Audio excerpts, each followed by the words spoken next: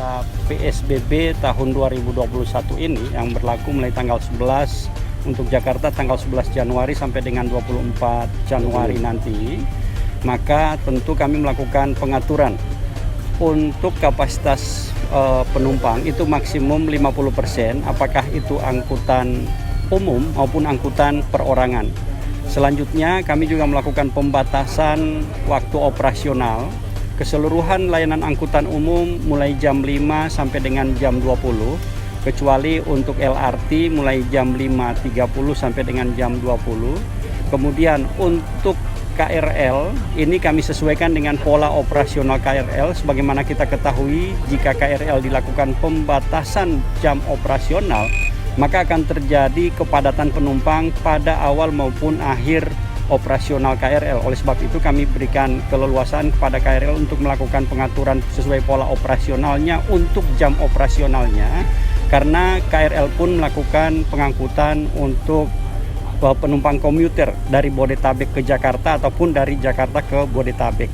Nah, selanjutnya untuk ojek online sebagaimana pengaturannya tetap boleh mengangkut penumpang, kemudian dengan menerapkan protokol kesehatan secara baik, menggunakan masker untuk penumpang maupun si pengemudi, terus melakukan disinfeksi terhadap kendaraannya setelah digunakan oleh penumpang, termasuk helm. Kami sarankan, kami himbau kepada penumpang untuk menggunakan atau membawa helm sendiri. Bagaimana surat edaran Pak Dirjen Perhubungan Darat nomor 1 tahun 2021 bahwa untuk transportasi darat itu dihimbau untuk menggunakan atau melengkapi perjalanannya dengan rapid test antigen berlaku H-3. Artinya H-3 itu bisa dilakukan pengetesan terhadap rapid test antigen, dan kami dari Dinas Perhubungan bekerja sama dengan kepolisian, dalam hal ini Ditlantas Polda Metro Jaya dan TNI Kodam Jaya, terkait dengan pelaksanaan pemeriksaan ini dilakukan di terminal dan juga pada 4 pos pemantauan yang ada di Jakarta. Ada 4 ruas jalan, yaitu di Jalan Dan Mogot, kemudian Jalan Raya Bogor, Jalan Raya Kalimalang, dan Jalan Raya Bekasi. Ada 4 titik itu dilakukan pemeriksaan untuk pelaksanaan protokol kesehatan.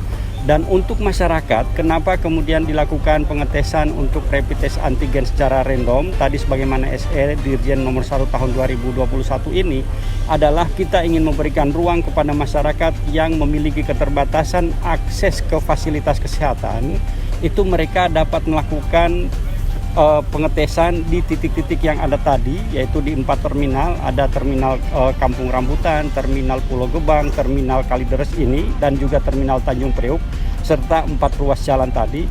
Tujuannya adalah agar masyarakat yang tidak memiliki akses ke fasilitas kesehatan itu dapat melakukan tes secara gratis di 4 titik tadi. Kemudian mereka bisa melakukan pengaturan, bahkan bisa melindungi keluarganya jika ternyata dari hasil tes itu reaktif.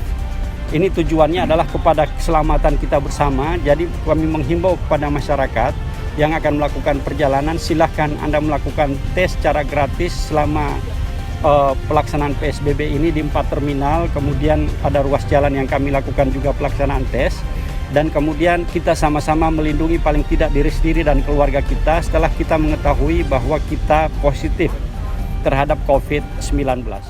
Bagaimana yang kami lakukan peninjauan sejak hari pertama PSBB ini, yaitu tanggal 11 kemarin, untuk pelaksanaan protokol kesehatan di terminal Kalideres dan juga beberapa terminal, ada 4 terminal di Jakarta, ini sudah cukup baik. Artinya bahwa masyarakat sudah sadar bahwa mereka dalam melakukan aktivitas menggunakan masker, selalu menjaga jarak aman, serta yang paling utama adalah mencuci tangan dan juga dibekali dengan hand sanitizer misalnya. Jadi itu prinsip protokol kesehatan dilaksanakan secara baik.